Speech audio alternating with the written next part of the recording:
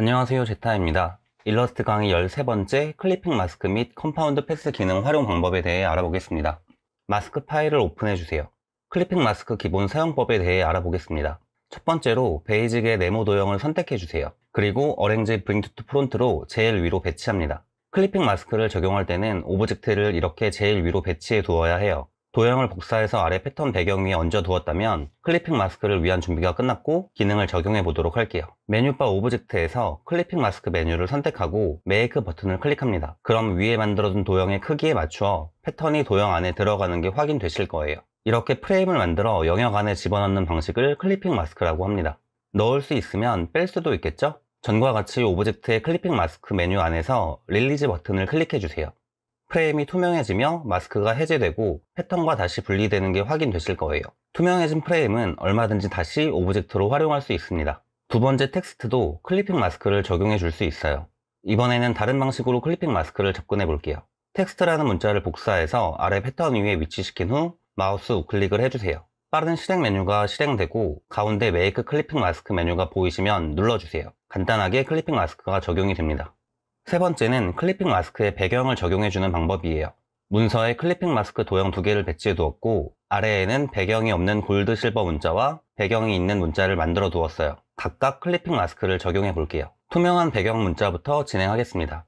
위에 있는 네모 영역을 복사해서 위에 위치해 두고 클리핑 마스크 단축키 컨트롤 숫자 7번을 눌러줍니다. 그리고 도형을 새롭게 그려 아래에 배치해주면 배경이 투명한 상태로 클리핑 마스크가 적용이 되어서 만들어둔 도형이 뒤에 비치는 게 확인되죠? 배경이 없기에 뒤에 도형이 보이는 상태예요. 이번에는 이미 배경을 만들어둔 골드 실버 문자를 선택해 클리핑 마스크를 적용해 볼게요.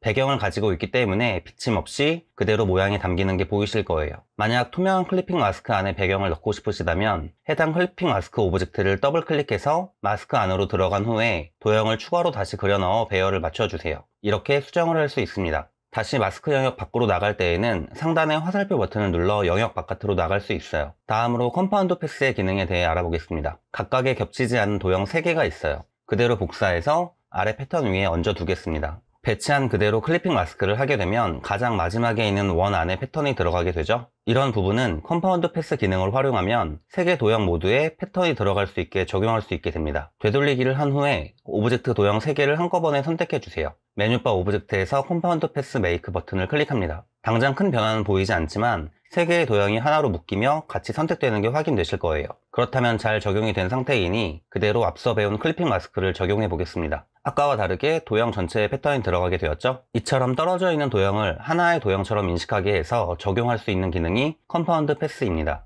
겹쳐있는 도형을 가지고도 적용해 볼게요. 전과 마찬가지로 복사해서 패턴 위에 올려주세요. 그대로 클리핑 마스크를 적용하면 가장 위에 있는 초록색 네모가 투명해지고 아래 겹쳐있는 영역의 분홍색 네모 영역과 패턴이 같이 담겨지는 게 확인되실 거예요. 되돌리기를 해주고 컴파운드 패스를 먼저 적용해 보겠습니다. 도형끼리 겹쳐있는 부분이 사라지고 컴파운드 패스의 도형이 만들어졌어요.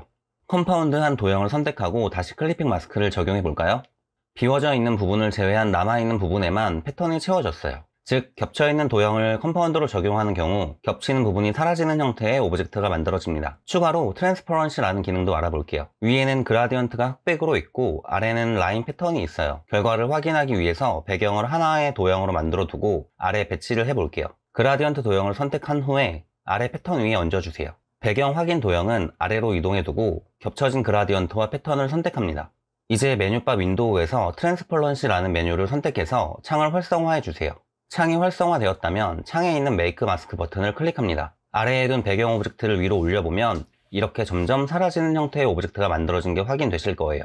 효과를 적용했을 때 그라디언트의 흰색 부분이 보이는 부분이고 검정색 영역이 사라지는 부분이라고 생각하시면 됩니다. 트랜스퍼런시의 옵션 창에서 중요하게 확인해야 될 부분이 있어요. 내가 오브젝트를 선택하고 있는지 그라디언트를 선택하고 있는지 정확히 파악을 해야 수정 작업을 할 수 있습니다. 화면처럼 파란색으로 표시가 된 부분이 선택된 곳이에요. 그라디언트를 수정하고 싶다면 그라디언트 영역을 선택 후 조정해 주시면 되고 오브젝트를 수정하고 싶다면 오브젝트를 선택하여 수정해 주세요. 꼭 체크 상태를 확인해 보세요. 마지막으로 예제입니다. 클리핑 마스크를 복습해 볼게요.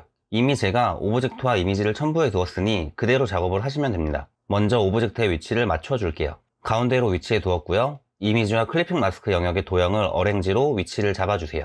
보시는 것처럼 이미지가 회색 도형보다 아래에 있어야겠죠?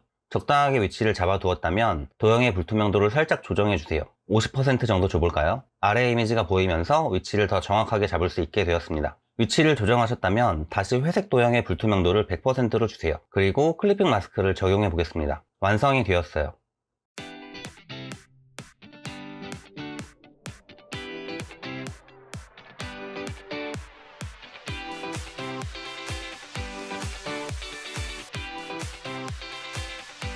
이렇게 오늘 클리핑 마스크와 컴파운드 패스의 기능을 활용하는 방법에 대해 배워봤어요. 이미지의 영역을 만들어주는 유용한 기능이죠. 다음 시간에는 이미지 트레이스 및 라이브 페인트 기능에 대해서 알아보도록 할 거예요. 그럼 오늘도 수고하셨고요. 다음 시간에 뵙도록 하겠습니다.